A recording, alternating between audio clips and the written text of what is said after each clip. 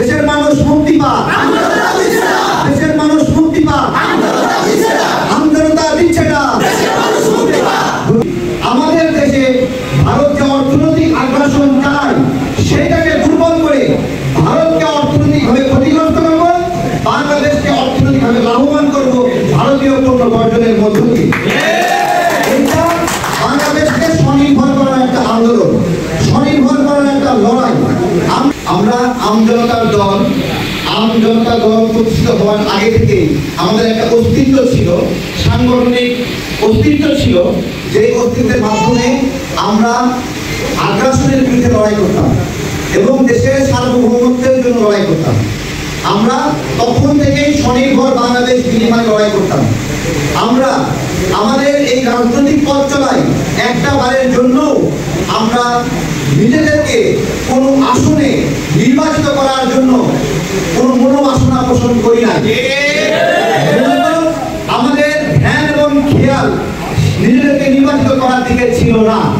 আমরা পুরোটা সময় প্রত্যেকটা দিন ভারতীয় পণ্য, ইসরায়েলি পণ্য বর্জনের ক্যাম্পেইনের মাধ্যমে দেশের উপকার করার চেষ্টা করেছি এবং আমরা আজকে প্রতিজ্ঞা করছি যে আগামীতেও নির্বাচনী প্রচারণার চেয়ে আমাদের আগ্রাসনের বিরুদ্ধে যে প্রচারণা এবং ক্যাম্পেইন সেটাকে আমরা অধিক গুরুত্ব দেব।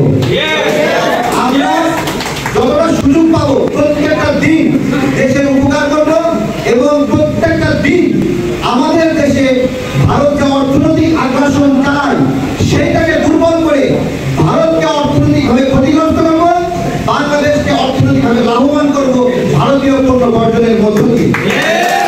এটা বাংলাদেশকে স্বনির্ভর করার একটা আন্দোলন, স্বনির্ভর করার একটা লড়াই। আমরা এই স্বনির্ভর করার লড়াই সার্বভৌমত্ব আন্দোলনের মাধ্যমে এগিয়ে নেব। আজকে সবাইকে এই নিয়োগ করার, এই শপথ করার অনুরোধ করছি আপনারাও নিজেদেরকে বিভিন্ন এলাকায় নির্বাচিত করার চেয়ে ওই এলাকায় আগ্রাসন বিরোধী প্রচারণা, সার্বভৌমত্বের সংকট থেকে দেশকে রক্ষা করার জন্য নিজেদেরকে মনোনিবেশ করবেন। সবাই নিজ এলাকায় গিয়ে আমরা দাওয়াত দেব। কিসের দাওয়াত দেব? বাংলাদেশের পক্ষে দাওয়াত দেব। সবার আগে বাংলাদেশ, এই কথাটা সবার কাছে গিয়ে বলবো এবং আমরা দেশীয় পণ্য ব্যবহার করব, দেশের উপকার করব এবং আমরা আমাদের দেশের টাকা দেশে রাখবো। এই দাওয়াতগুলো প্রত্যেকটা দিন আমরা দেব। কেন দেব? কারণ গত 54 বছরে আমাদের এখানে আমরা ভারতের প্রতি নতজানু হওয়ার একটা কালচার আমরা দেখেছি। আমরা বিশ্বের মোড়ল আমেরিকার কাছে নতজানু হওয়ার একটা কালচার দেখেছি। আবার দেখেছি কেউ কেউ রাশিয়ার অ্যাডভোকেসি করছে। আমাদের বাংলাদেশের পক্ষে অ্যাডভোকেসি করার একটা রাজনৈতিক দলে বাংলাদেশে ছিল না, এখনো নাই। আমরা সেই জায়গা থেকে আমাদের কার্যালয়ে জায়গায় জায়গায় লিখে দিয়েছি ইন্ডিয়া আউট, ভারত খেলাও এবং সবার আগে বাংলাদেশ, বাংলাদেশ ফার্স্ট।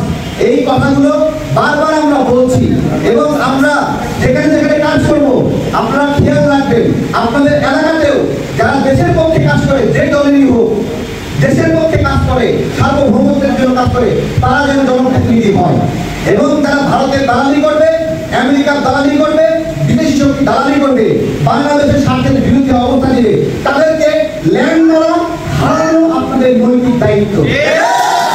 এবং আগামী 5 বছরের মধ্যে আমরা এমন